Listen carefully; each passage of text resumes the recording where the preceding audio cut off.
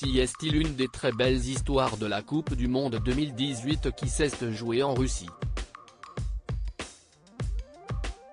Alors uniquement connu des amateurs de football, Benjamin Pavard s'est fait un nom auprès des Français en réussissant des prestations de grande qualité tout au long de la compétition.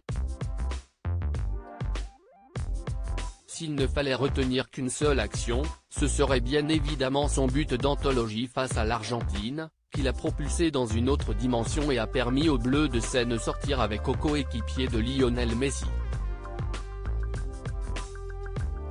4 ans plus tard, le défenseur qui évolue au Bayern de Munich fait toujours partie des cadres et à 26 ans, il est l'une des valeurs sûres de l'effectif de Didier Deschamps. Malgré tout, son premier match face à l'Australie n'a pas été franchement rassurant et les dernières informations qui sortent dans la presse indiquent qu'il se pourrait bien que le Français soit sur le banc de touche, remplacé par Jules Koundé. Un statut qui se fragilise donc, mais Benjamin Pavard ne reste pas moins l'un des chouchous du public français, qui a notamment beaucoup suivi sa belle romance avec l'ancienne Miss France, Rachel Legrin-Trapani.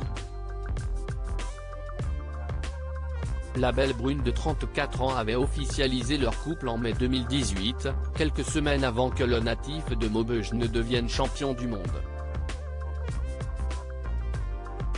Une histoire qui n'a malheureusement pas duré bien longtemps puisqu'en février 2019, leur rupture a été confirmée. Benjamin Pavard en couple avec une autre Miss France ? Si Rachel Legrin-Trapani a depuis retrouvé l'amour dans les bras de Valentin Léonard, qu'en est-il de Benjamin Pavard? Difficile à dire puisque le beau gosse est très discret sur sa vie privée, que ce soit sur ses réseaux sociaux ou dans ses interviews.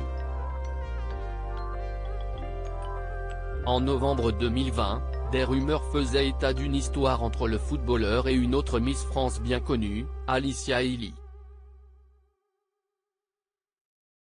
Des spéculations qui n'ont jamais été confirmées par les deux stars et on peut donc imaginer que le défenseur des Bleus ait toujours un cœur à prendre. Très discret en dehors des terrains, Benjamin Pavard va en tout cas devoir se montrer aujourd'hui face au Danemark, en espérant qu'il soit une nouvelle fois le sauveur des Bleus.